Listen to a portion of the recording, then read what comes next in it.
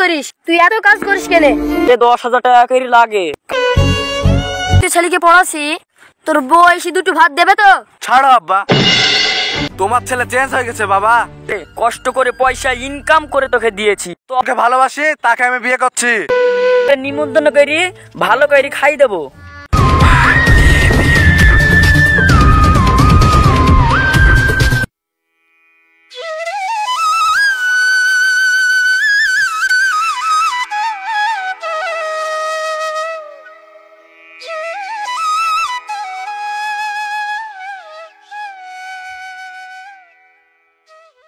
ভাই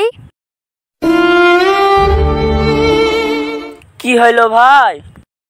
আমাদের চাইতে তো ডবল কাজ করিস, আমরা বাড়ি চলে যাই, তাও দেখি তুই কাজ করিস, তুই এত কাজ করিস কেনে? আমার ছেলে কলকাতায় পড়ে, মাসে 10,000 টাকা করে লাগে। কাজ না করলে এত টাকা কোথায় পাবো বল? এত কষ্ট হইতে ছেলেকে পড়াছি, তোর ছেলে যখন পড়ে চাকরি পাবে, তোর বউ এসে দুটো ভাত দেবে তো? আমার ছেলে খুব ভালো ছেলে, সোনার টুকরো, ওরকম কাজ করতেই পারে না। এখন তো কারো চলি ভাত দিছে না। না রে ভাই, দেবে দেবে, দিলে এই ভালো।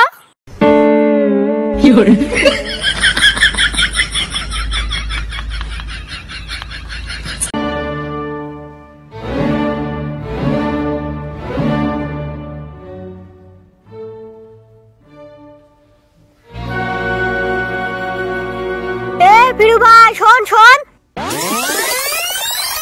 কি হলো ভাই বল? তোর ছেলে বলে চাকরি পাইলো? হ্যাঁ পাইলো তো ভাই। তোর ছেলে বাড়ি কবে আইবে? ছেলে আমাকে ফোন করেছিল আজ কি বাড়ি আইবে। তোর ছেলে তো চাকরি পাইলো, তুই মিষ্টি খাওয়া। ছেলের বিয়ে দেবো, একবারে নিমন্ত্রণ করি, ভালো করে খাই দেবো। ঠিক আছে ভাই, আমাদের সবাইকে এখানটা লিবি। আচ্ছা ঠিক আছে ভাই, তোরা থাক, এখন আমি চলে গেলাম।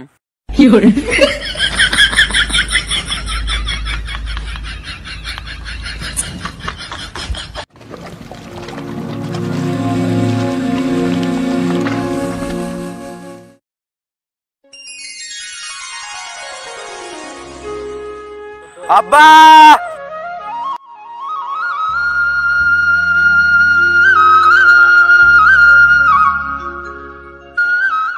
আয় বাবু আয়, কাছে আয়, তোকে কতদিন দেখিনি।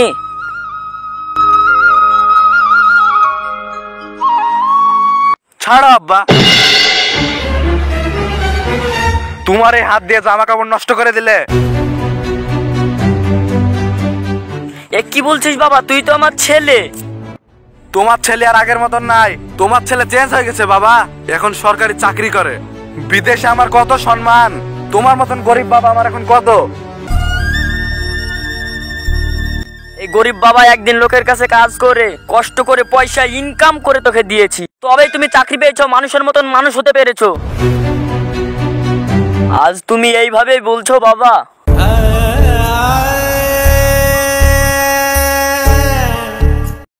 এই বাবা বাবা করো না তো, এখন আমি সরকারি চাকরি করি। সাহেব বলো সাহেব। ঠিকই বলেছেন সাহেব, আমি তো আর জানিনি চাকরি কাকে বলে, সেটা আজকে আমি নিজে চোখে দেখে নিলাম।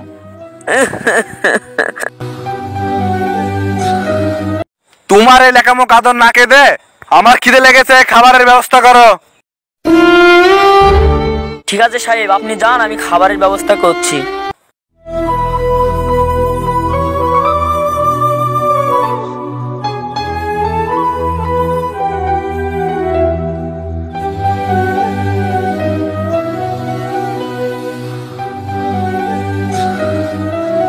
কই সাহেব আসেন, খাবার হয়ে গেছে, দুটো খাইলেন।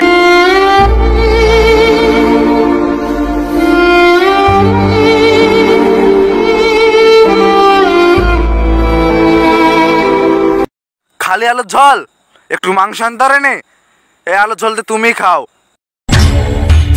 হ্যাঁ বাবা, আর একটা কথা বলতে মনে নেই, আমি একজনকে ভালোবাসি, তাকে আমি বিয়ে করছি।